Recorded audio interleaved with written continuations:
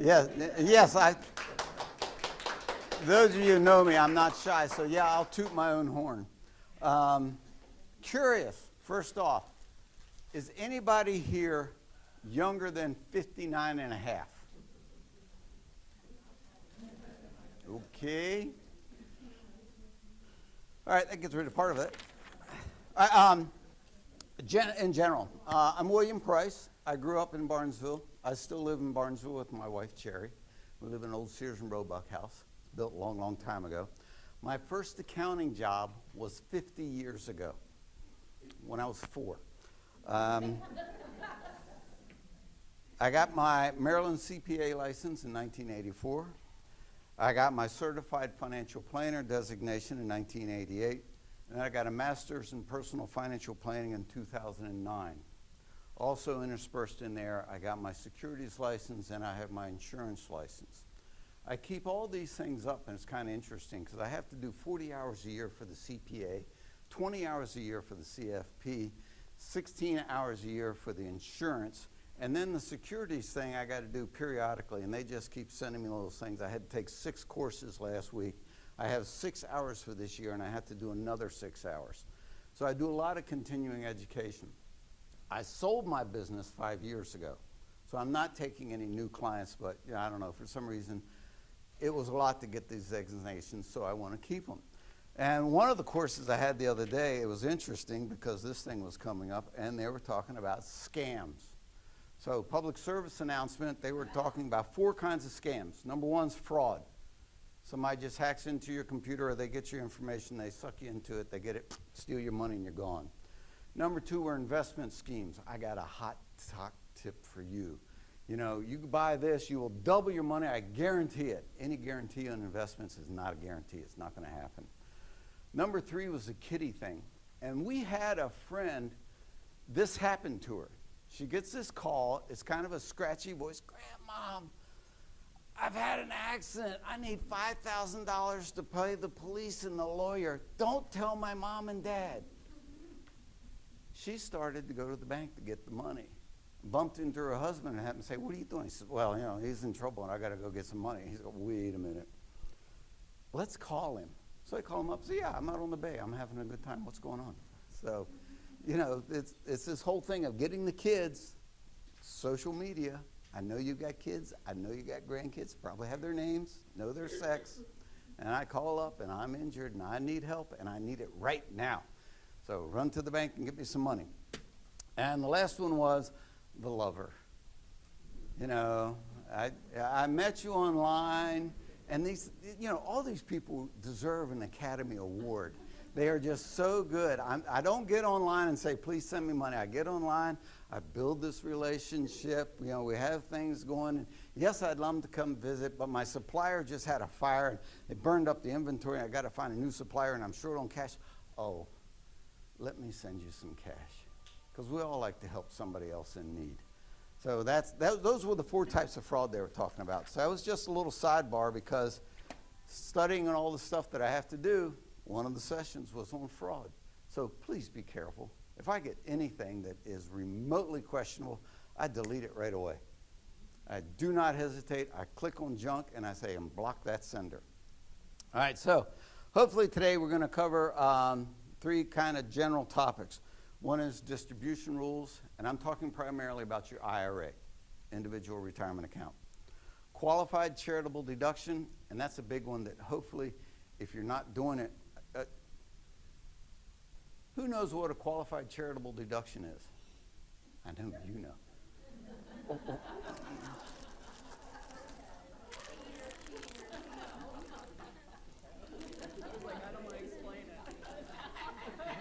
I wasn't going to ask you to explain it, but okay. Qualified charitable deduction. Oh, I lost something.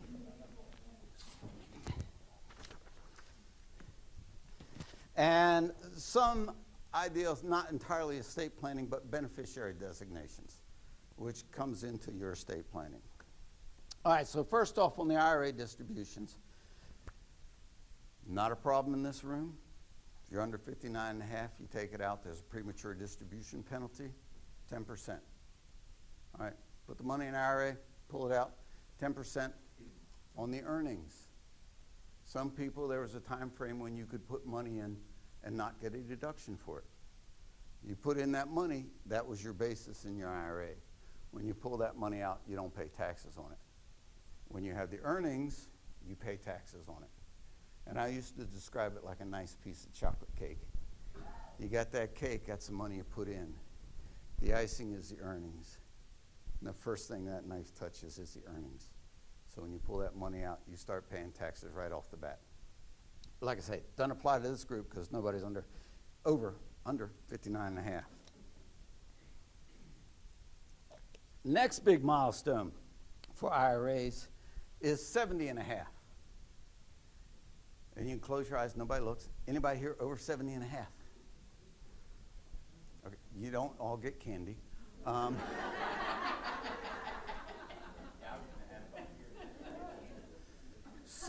70 and a half is the sweet spot. That's when you qualify for a qualified charitable distribution.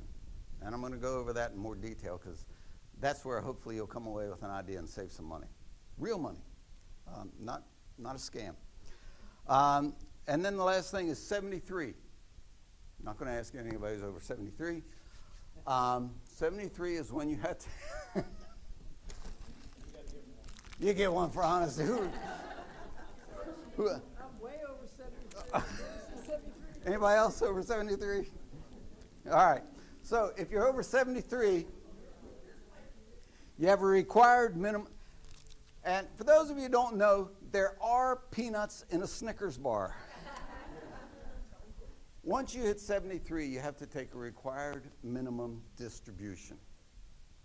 All right. The IRS says, we will let you accumulate this money, and you're not going to pay any taxes on all that icing as long as that money stays in there.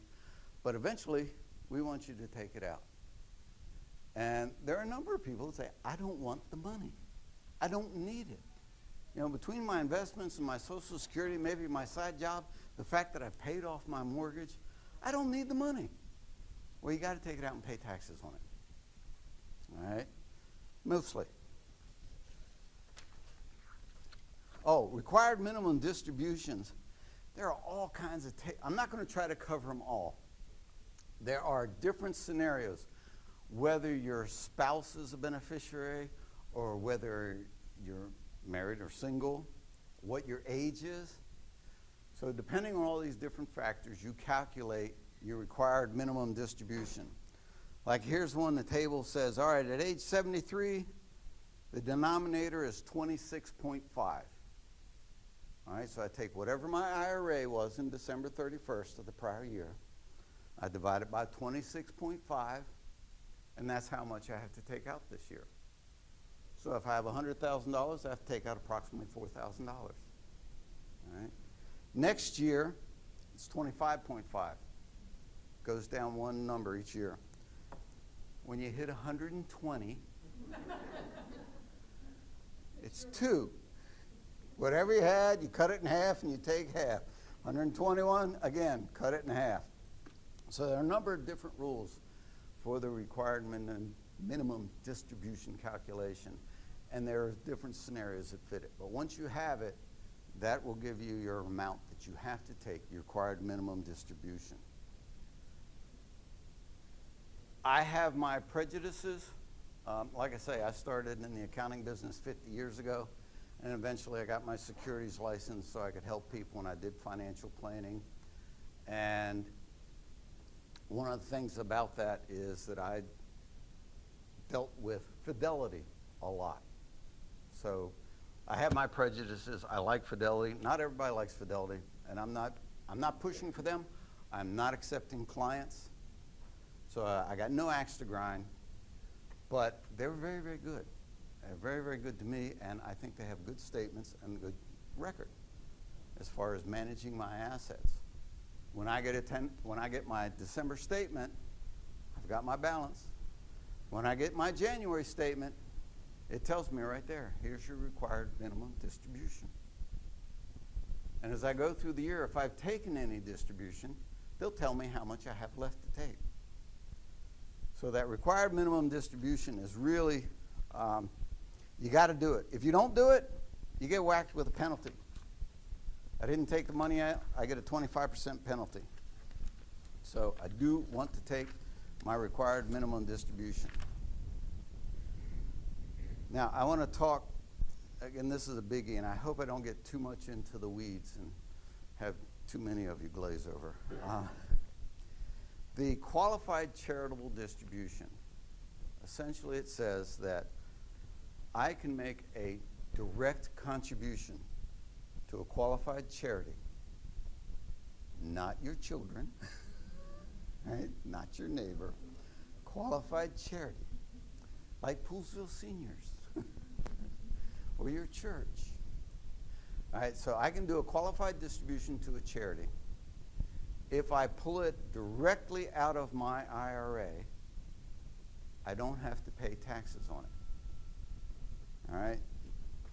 And I ran a tax return just for funsies. And I don't want to go over all the numbers that I plugged in there, but I got a couple, and of course they're 70 couple years old, so they can do a charitable deduction. They take $60,000 a year in Social Security. They take $70,000 out of their IRA, and they have like $50,000 in investment income, stocks, bonds, interest, everything else. Total taxable income, I think it came up to like $174,000, which is not out of the ordinary for this area. $178,438.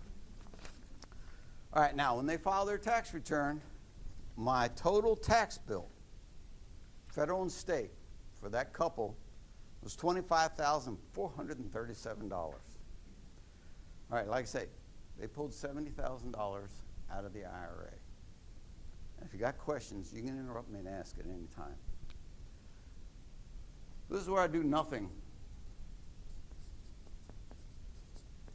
I take $70,000 out of my IRA. It comes to me. And I am a generous person, so I take $5,000 and I give it to my church.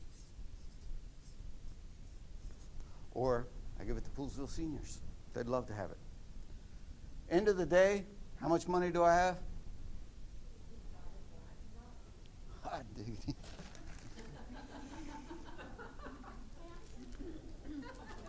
All right, who else said $65,000? There you go. All right, I got $65,000. That's cash in the bank.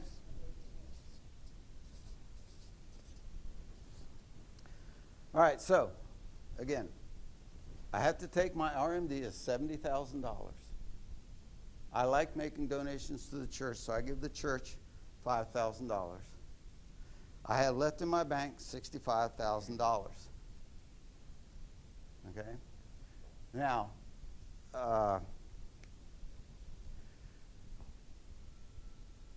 I hesitate to ask this question, and I'm trying to ask it in a way to get an honest answer without embarrassing anybody. Who here, don't answer yes, I got plenty of candy. Who here itemizes their deductions and knows for a fact that when they review their tax return, they have a Schedule A, and they in fact do itemize their deductions? Does anybody here itemize? Okay.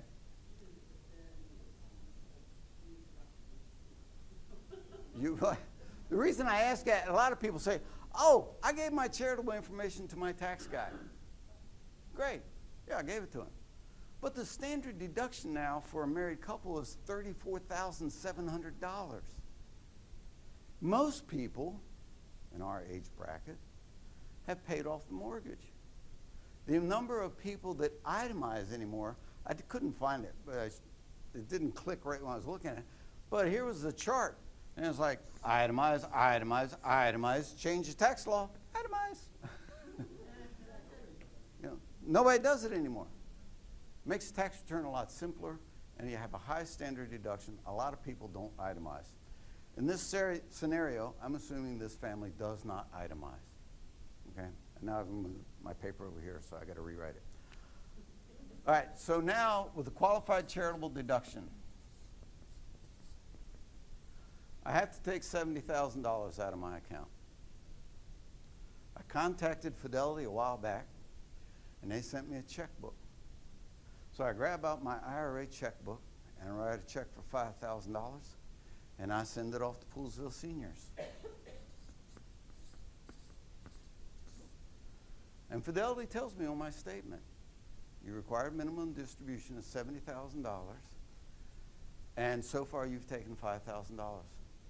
So before the end of the year, you have to take out another $65,000. So I take my $65,000.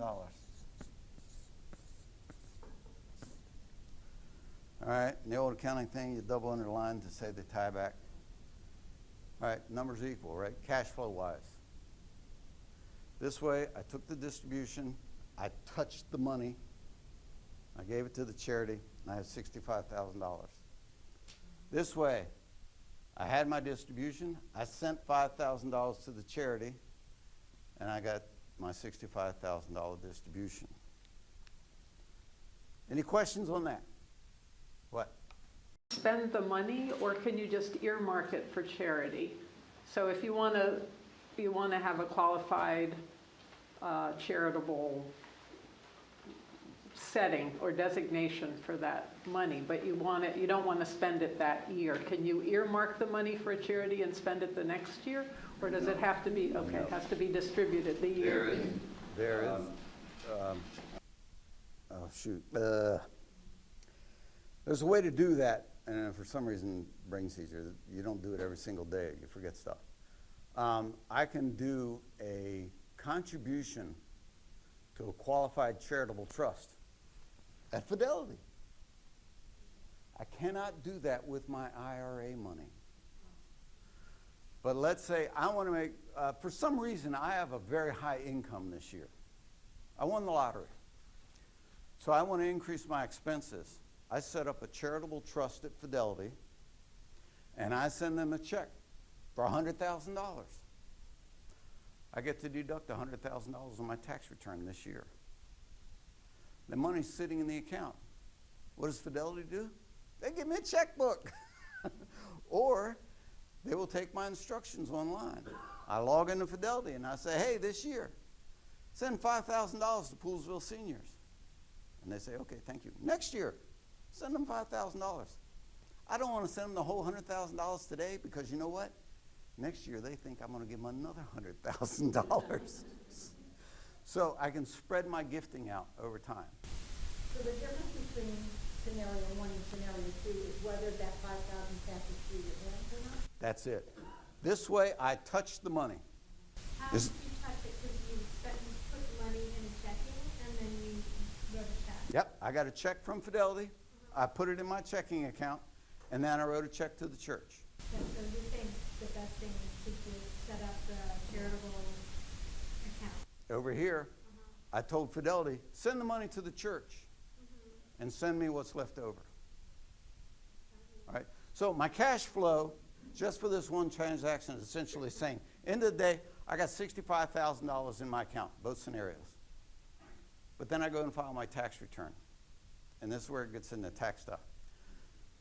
This way, because I am not itemizing, I have a standard deduction, $34,000. I take some state taxes, I take my real estate taxes, and I take my deductions for charity.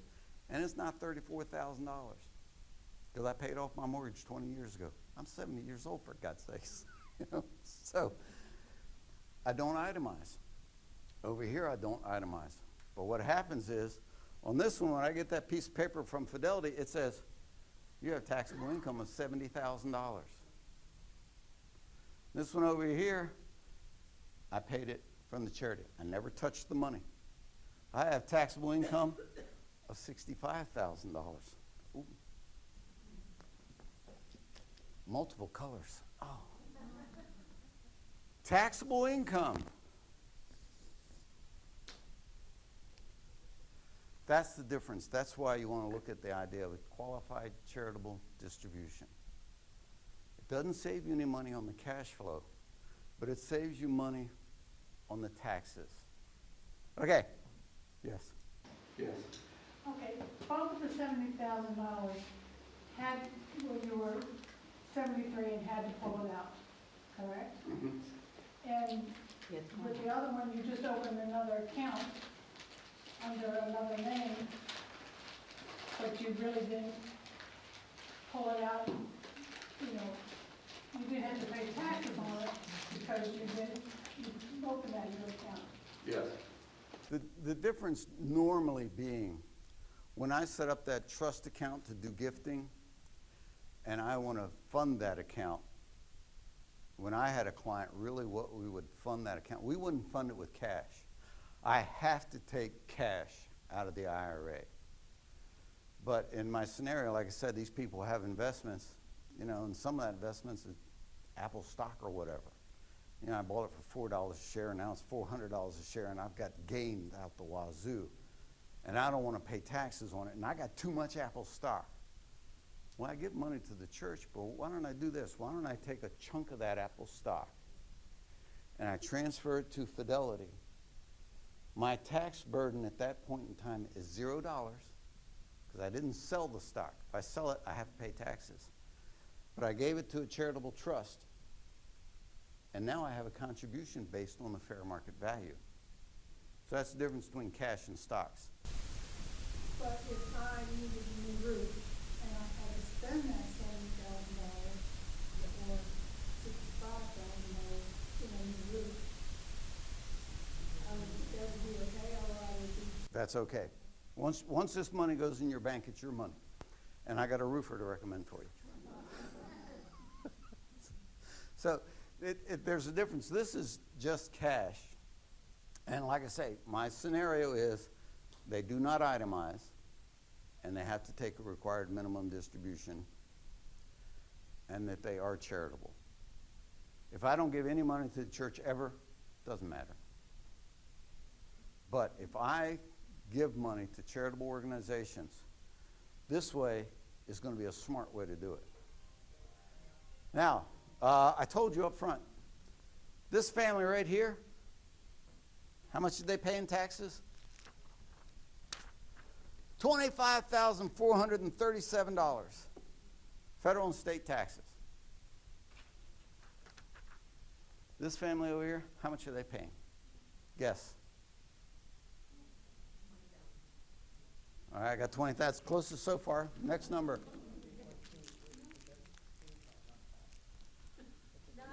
What did you just say? So that's an income credit, not a tax credit. So Oh, yeah. You do taxes on the side, don't you? 23,334. Yeah. Oh, about to guess. I'm about to give you a candy bar. Well, I have a question when we come with that. So yeah, you're absolutely right. That $5,000 comes off the front of the tax return, and they save $2,000 in taxes. I have done nothing. What?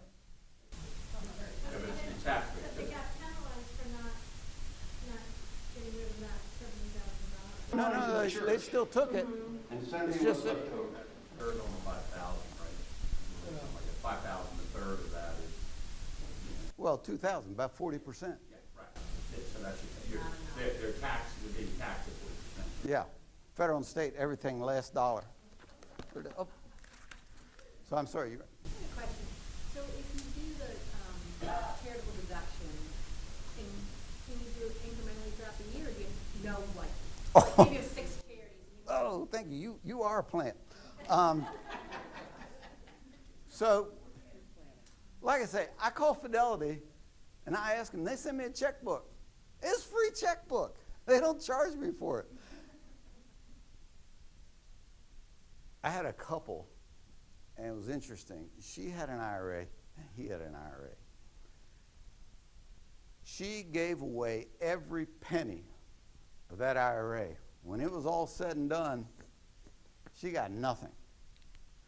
And her distribution, or RRMD, was like $23,000. So that's how much she gave to charity every year. She said, "What's my RMD? Give me the checkbook. I'm writing the checks." Her husband, on the other hand, he was more of an engineer. at the end of the year, he'd come by. I remember one year he came to me. This is when you want to fire somebody, but you don't because in any case. He would show up in December, and he would have a list of like 20 charities that he wanted to make contributions to. And the amounts were like $50 and $100 and $200. And oh, by the way, he doesn't have the addresses for these places. So we're sitting down in my office, and he's writing out a check to ABC for $50, and I'm looking up on the internet so we can get the right address for cash contributions. He writes a check, and we put in a note saying this is a contribution, and we send it off to him. So we sent off like 20 checks. So at the end of the year, all these checks had not cleared the bank. Fidelity hadn't received them all. They all hadn't been cashed. Some charities kind of sit around on your money for a little while. They don't care about it. So now he was required to take $20,000 out of his IRA. But when we get the December statement, he only took out $19,500. What does that mean? Who said it? Well, no. Penalty. You get a penalty for not taking out your required minimum distribution. You don't take it. Okay, she gets candy bar.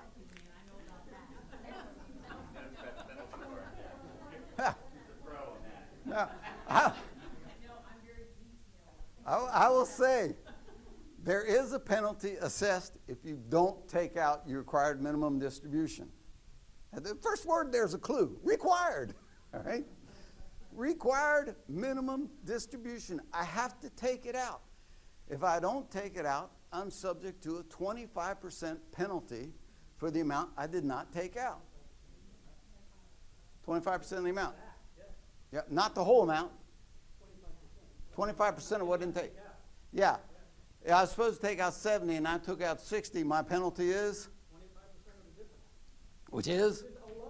It's $2,500. There you go. You want to know the candy bar? I can tell. All right, so it's expensive. Reality check. The IRS is really a nice organization. They are just kind-hearted people. And you just send them a little letter, and you say, hey, I'm sorry, I screwed up. I was supposed to take out $70,000. I only took out $60,000. Don't worry, I'll take another $10,000 next year. Okay. I have yet to see any client ever pay an underpayment penalty for not taking the required minimum distribution. All right? I mean, I'm not saying they're lenient, but what's the age for RMD? Too many numbers. Who said 73? You did, okay. You're hungry. Here you go. You can, there you go then, since you're hungry. 73. Yeah, it keeps changing. Yeah. Yeah, don't ask me specific numbers. I gave up memorizing those a long, long time ago because they all change. It's like the standard deduction. I only know that because I looked back on the tax return 10 minutes ago. So, yes. So back to this question, if you take out so much money in a qualified distribution, and then say in January you want to write a check in March or June, you can do it throughout the year, or you have to do it on that checkbook? I got a checkbook. Okay, as long as you do it all before. I can write a check anytime I want. What I would suggest to anybody who's going to do this, don't open that checkbook after Thanksgiving. Use it throughout the course of the year. If you give your church $200 a month, write a check out, $200 a month. You know, do it early and often. When back to the, and I know ages can change, but if you turn 73, say I turn 73 in September of that year, and I hit 73, does that kick in for that calendar year, or when does that, in other words, you know, that's a tricky question for you, Willie. You may number. All right. I mean, There's you knew it. You're in a special situation. well, that's what I'm trying to say. Whether it requires, so you know, Your required minimum distribution you must take when you reach 73. So the year you turn 73, When you get hit with, all right, not hit with it, but you're required. Doesn't matter when you're in the year. bonus for the old guy though. You can take your first distribution by April 1st of the year after you turn 73. All right. Yeah, that's it. So that's a problem. In September, I turned 73. I have a required minimum distribution this year. I decide I don't want to take it. For whatever reason, I don't want that money. So now in 2027, I have to take my RMD for 73, and I have to take my RMD for 74. So this one moves down here, and this one I still have to do. So in the year I turn 73, I can blow it off if I want to. But the 73, you got to pay by April of the following. No, you don't pay. You have to take it out. Yeah. You got to pay taxes on it. But I mean, when you get into tax planning, here's the planning. Okay, I had to take $70,000 for that year. So I take my 26 distribution.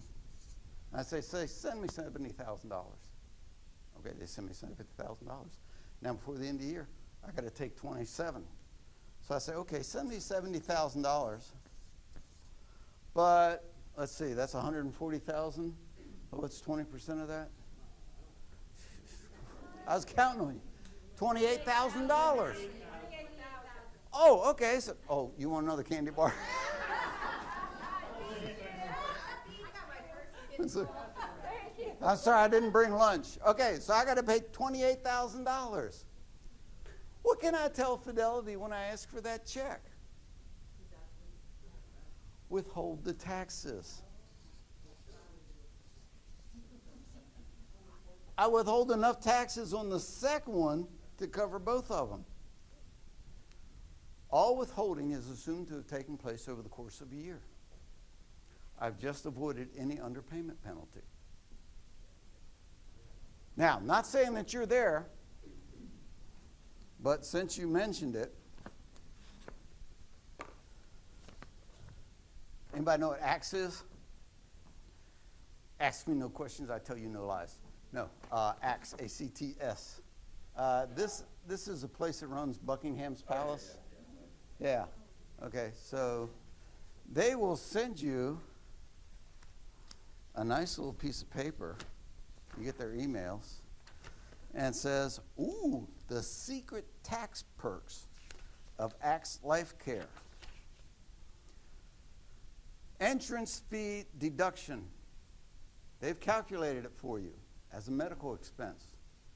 38% of my fee to get into Buckingham's Choice qualifies as a medical expense. Okay? You want a one room or two room? Cottage? Apartment? What would you like? Somebody pick one. All right, cottage. All right, we got a country cottage, 2 bedrooms. Now, this is dated. $450,000. Who picked the cottage? Don't drop it.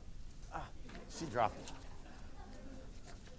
So I got a $450,000 entrance fee, and I'm going to deduct approximately 40% of it. How much is that? I got a $160,000 medical deduction. Oh, and by the way, I went in January, so I paid my monthly fee every month. And that was $5,000 a month. So now I got another $60,000 at 40%. So now I've doubled up this year, and I've got $140,000 worth of income. But I also moved up to Buckingham's Choice, and I got, $160,000, $150,000 worth of medical expense. So I've matched my income and my expenses over the course of the year. So I forget, what did you ask? What was the question? What was that? I'm not going up there. Not yet. Not yet, not yet, not yet. 10 years maybe. No. So the whole thing about that is, if you can, and if you're taking required, now I say required minimum distribution, you don't have to do that. Remember, the money in your IRA, for the vast majority of us, that's going to be 100% taxable income. I might have some non-deductible contributions in there, but over the lifetime, that ends up being this much of your payment. It's not squat. It's hardly worth the paper to run the calculation. All this is going to be taxable income to me. I don't have to wait until I'm 73 to do this. What was that age in the middle I told you? Who remembers it? What? 70 and a half. Well, that was close. You said something. And that's kind of an interesting thing. It's, again, when you're talking about, when am I going to do this? When am I going to write the checks and everything else? 70 and a half, I can do this. I can't do it in January when I turn 70 and a half in August. I got to have that 70 and a half birthday in August, and then I use this in September. So it might be a minor planning opportunity if you're 70 years old. When you hit 70 and a half, hit him again. Make him wake up on this. So once I hit that 70 and a half, I can do this. I don't have to wait for my required minimum distribution. Now, I don't have to take an RMD. Is it still a good idea? Yeah. I'm taking taxable money and making it tax-free. Again, I can't touch the money. It's like drug money. It's bad. Once somebody touches it, it's bad. It's always bad. Never touch the money. Never touch the money. Get the tax break. So even though I'm 60 and a half, I don't have to take an RMD. I can still fund my charitable dreams. I can give all the money I want to Poolsville seniors. And it's going to save me taxes in the long run. Because the smaller that IRA is, the smaller that RMD is going to be. All right, so that's a thought. Now, I've gotten...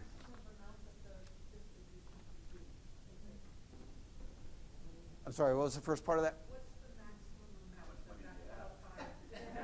amount that It's indexed every year.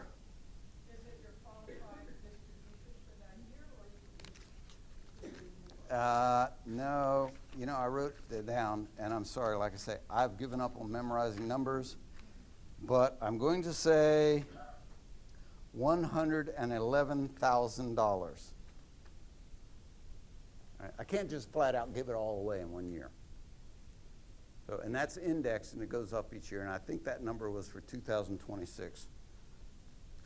And I know I wrote it down, it's in the notes. But not on that page. So yeah, I'm 99% sure it's $111,000. So that's how much I can give away.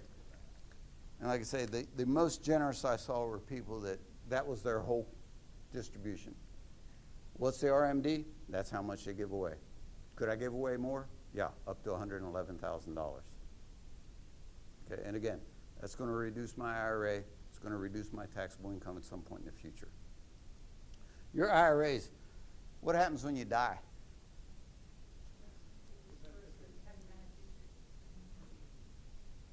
If your beneficiary is your surviving spouse, generally they can just roll it over and it becomes theirs. I like IRAs. They're very, very, very flexible. You got to remember it says individual retirement account. I got to take some responsibilities if I'm going to have my IRA. Oh, on a side note, anybody here sell insurance? I do not like annuities. I have my insurance license, and a lot of insurance companies will give you a free seminar with free continuing education. All you got to do is show up and sit there, and they will talk about their annuities. And Cherry has known I've done this a number of times over the years. Like I go and I sit there all day to listen to this guy talk about annuities, and I come home to Cherry and say, Cherry, this is a great idea. And I go to sleep, but I wake up in the morning, I go, no, it's not. That's, oh, God. Yeah, they have it. And, you know, yeah, and somebody told me, oh, we're going to buy an annuity because, we're not going to pay taxes on that money. When you buy an annuity, it becomes a tax-deferred vehicle, meaning that interest earned, I don't pay taxes on it until I take the money out. Well, now I need to get that new roof, so I cash that annuity. So now, instead of dumping a little bit of interest on my return every year, I take 5 years' worth of interest and I dump it all in 1 year. And generally, you don't want to bunch up income if you can avoid it. So, yeah, I'm not a real big fan of annuities. That is one thing you could do with an IRA, though. You can buy an annuity, and it gives you a guaranteed return. And as I say, I like Fidelity. Fidelity does investments. They manage cash. They give me some money when I ask for it. If I have an investment firm that then talks to an insurance company that then talks to me, I got a third man in this chain of command. I got another person just skimming a little bit off the top. So I've been licensed to sell annuities. I wouldn't say they are awful. I say I have a tough time selling them, and I have had several annuities that I've sold to clients for very, very specific situations. Don't know how I got off on that sidetrack, but I do that a lot now. It's wonderful being retired. So we got the retired minimum distribution. You can bunch your distributions. If you don't take the distribution, the penalty is 25%. If you make a mistake and you screw up, I would not sweat it. I wouldn't pay the penalty either. I'd write a nice little begging, pleading, groveling letter saying, I'm sorry I made a mistake. I'll make up for it next year. All right, that's where I was. I was talking about beneficiary designations. So, it used to be that when somebody inherited an IRA, you'd go to one of these IRS tables and you'd say, oh, that was one of my stories. Has anybody ever looked at any of these tables? No. They're interesting. And I remember I had a client. She came in. Well, no, they're not interesting. It's just tables. But what you doing? She came in and we were talking about stuff, and she was talking about retirement planning and all this, and you've probably some of you done the same thing. Do I have enough money? How much am I going to do? And everything else. So I said, well, how long are you going to live? She said, excuse me? I said, when are you going to die? And she says, I don't know. I said, don't worry about it. So we got a table here from the IRS. How old are you? You're 65? Let's see. You've got 23.9 years to live.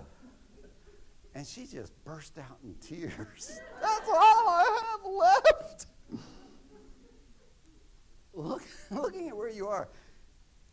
You're in Montgomery County, which is an affluent county. You're educated. You're participating in society. That's the average. You're going to beat the average. I mean, you look at it right now, you probably already have beat the average from the way some of you say. So don't worry about life expectancies, although that does come into when you're planning this, and that is how they calculate the required minimum distribution. What was that? Nobody knows their expiration date. Yeah, expiration date, yeah.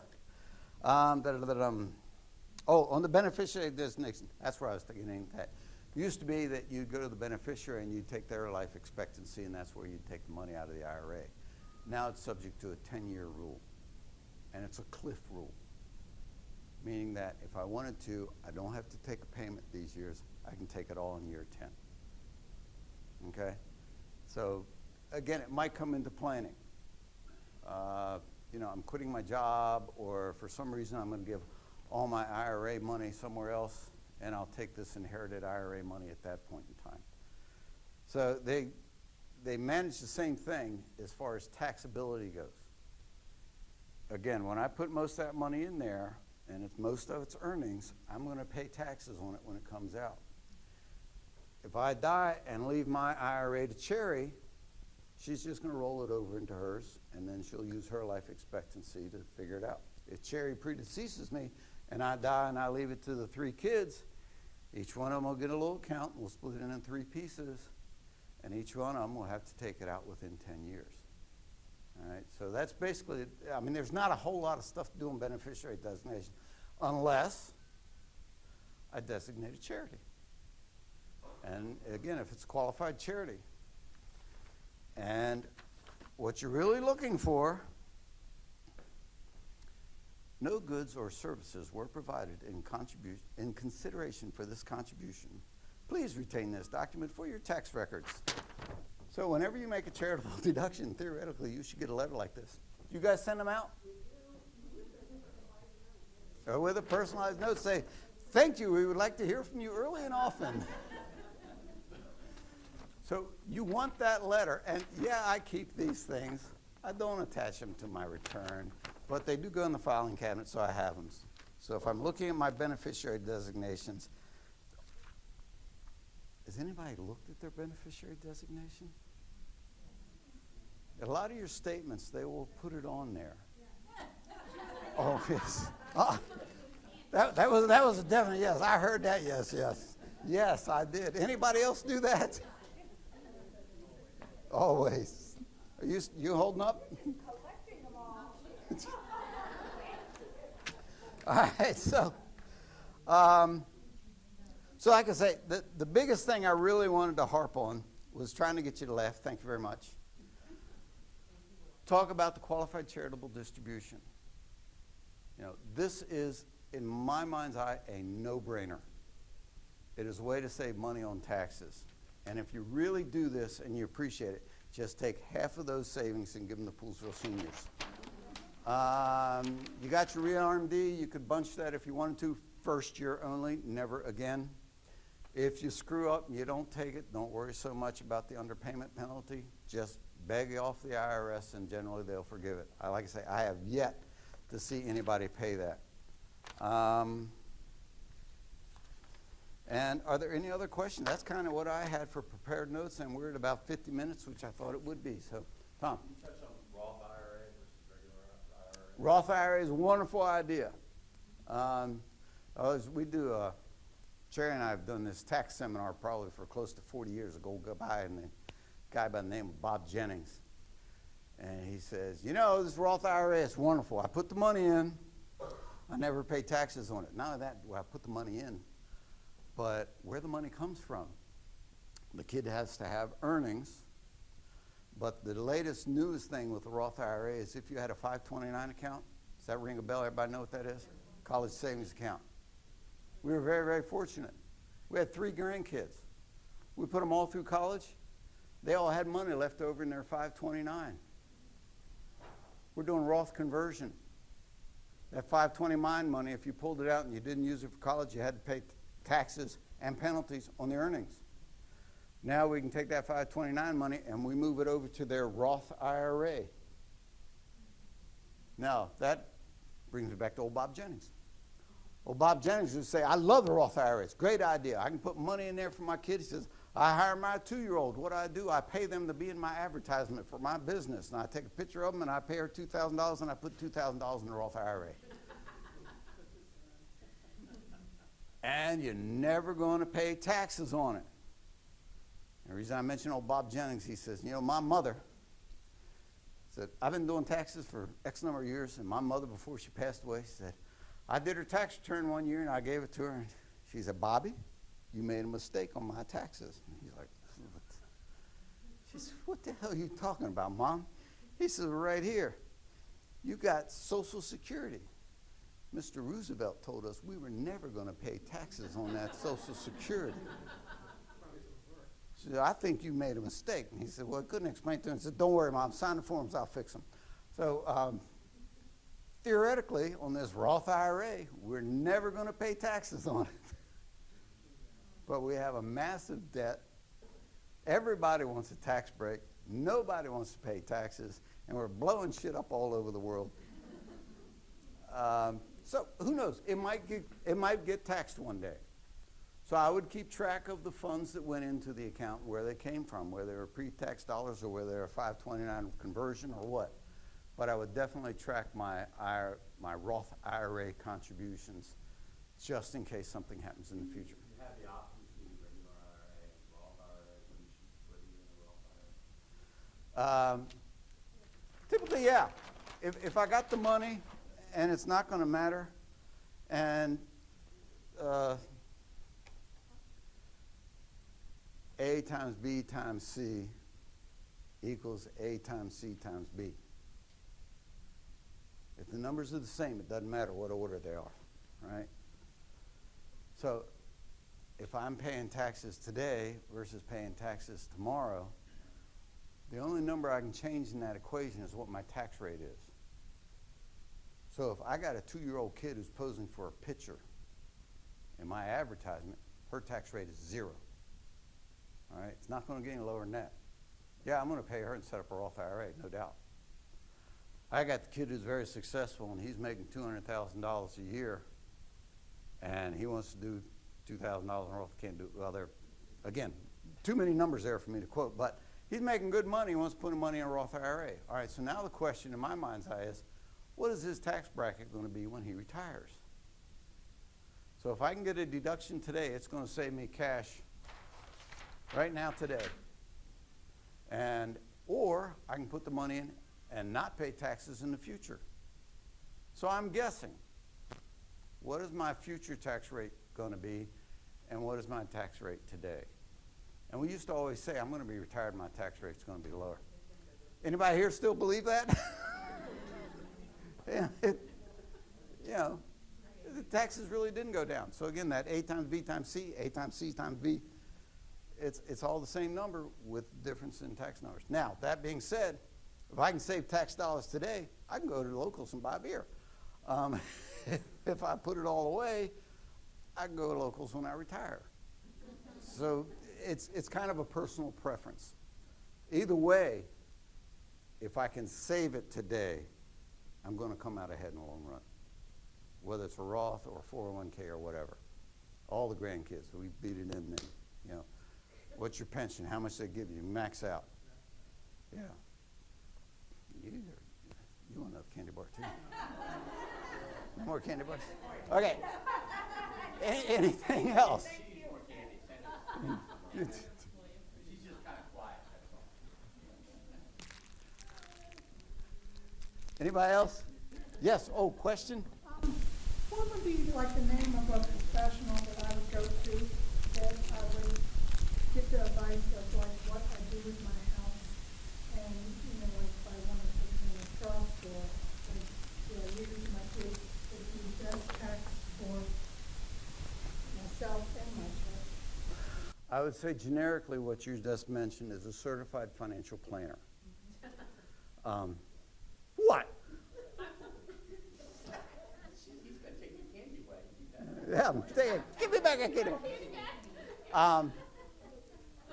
And that's like a lot of professions. There can be people who do more and people who do less. I always thought that one of the strengths that I had for my clients was I got into this business through the tax side of things. So I started doing taxes and write-up for small businesses. Then I had somebody, I was like, you ought to do an IRA. And I tell people, you ought to do an IRA. It's going to save you some money. Do an IRA. And they, I ought to do that. And so then I went out and I got my securities license. I said, you ought to do an IRA. And they said, that's a good idea. I said, yeah, I got the forms right here. Sign it and give me a check. And we started getting the people to actually invest. That's how I got into it. Actually, I started the investment. No, I actually got my CFP first, Certified Financial Planner. And I had to take a broad range of courses, dealt with taxes and investments, estate planning, insurance. And so it's a broad base of knowledge. And that's why I'd say if I was looking, I'd look for a CFP. And if I could find it, I'd look for a CFP that does taxes.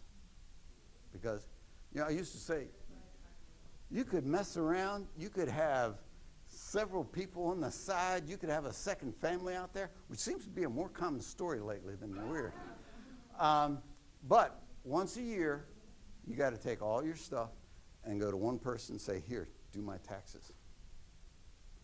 And so if you can get taxes and a CFP, I'd say that's your best combination. Yeah. And you got to be careful. Pick somebody younger than you. We used to do a thing in the office. We're on April 15th.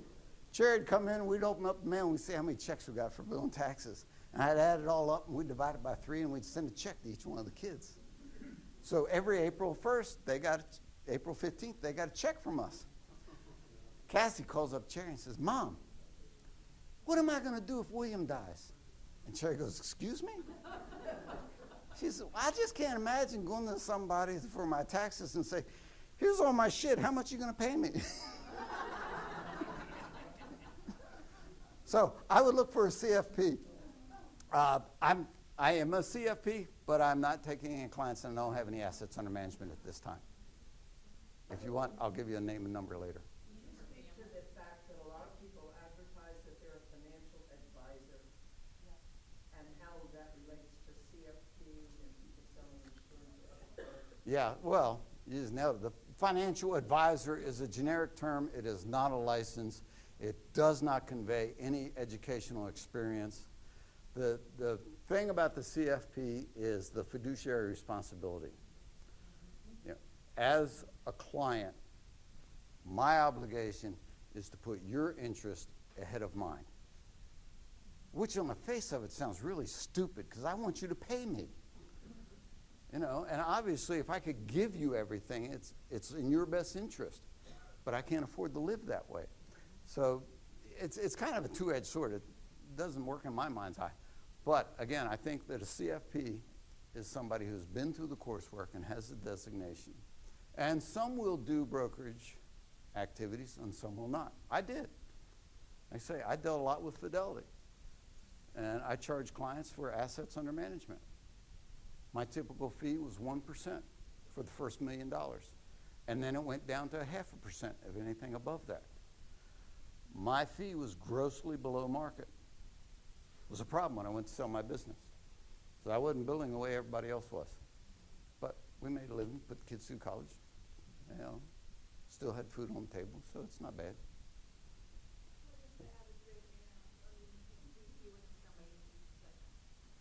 Oh, I don't think you'd be surprised to see 2 to 2.5. You know, and I don't like this comparison, but it's just like Netflix. You know, you sign up and you send them that $20 a month now, every single month. And if you watch TV, it's worth it. And if you're paying somebody for advice and to manage your fee, manage your assets, and you talk to them and you communicate, it's worth it. Now, I made a mistake when I said I did it that way. Not everybody does that. Some CFPs are fee-based. You know, you come in and we'll do a plan for you for a couple grand. Or you come in and we'll answer this question for you at X number of dollars per hour. I thought about that, but I have to admit, when I look at the liability and everything else, I don't want it. I quit. You know, I give you advice and markets change or something else and you sue me.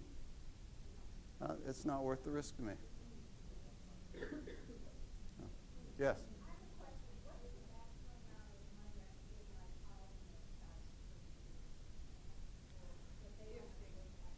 The child and my spouse?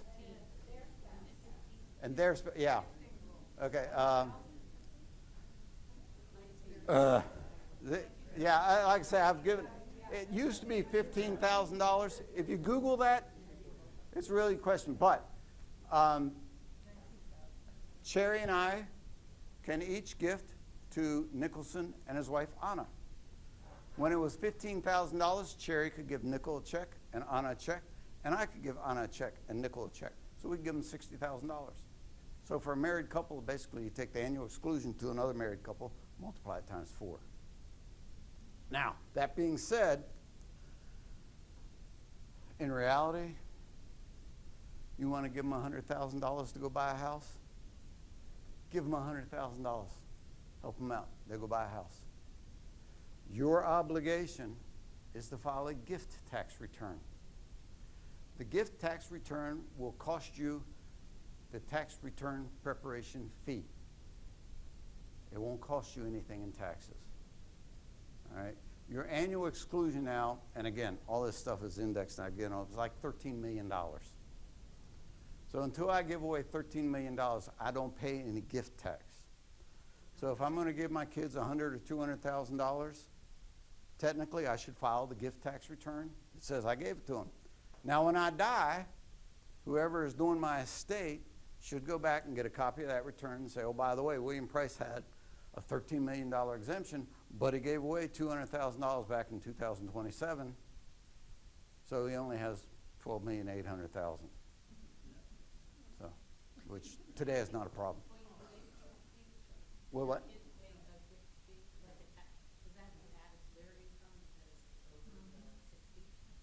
No. Oh, no. No, the recipient doesn't pay anything ever.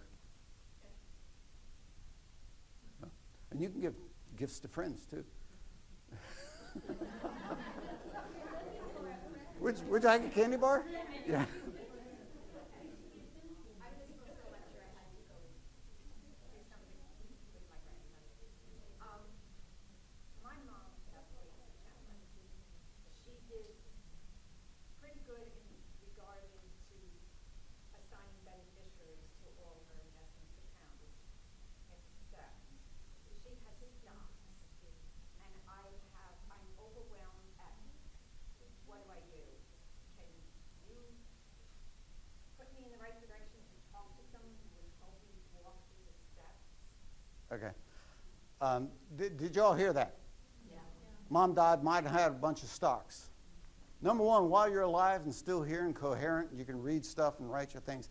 If you're in that situation, you got a bunch of stocks, call up Fidelity, set up an appointment, take all that shit and put it in one bucket. Pardon my language. So consolidate the stuff, and I can't express the benefits to that. One is you get a statement that tells you what it's worth, which is a little bit of ego trip sometimes. Two is it's all consolidated so that when you go to do your taxes, all those interest and dividends are on one form. So when Mom went to file her tax return and she had a Schedule B and it lists all those stocks. Was she got most of her things through computer share, Yeah. which gave her all her dividends and all that? Yeah, they do the dividends, but it doesn't save you the work. Now, in your scenario, when somebody dies and they've got a bunch of individual stocks, there are a couple things you have to do. I've settled estates. I am not an attorney. All right? First thing you have to do is, where did she live? Montgomery County? Okay, so I go to Montgomery County. I want to open up an estate. In order to open up an estate, I have to have a federal ID number. I can apply for the federal ID number at irs.gov. I get the federal ID number. I go down to the county. I open up the estate. I bet I have my death certificate with me. And hopefully Mom had a will appointing me as the executor of the estate. What the county will then do is say, okay, we're going to open up an estate.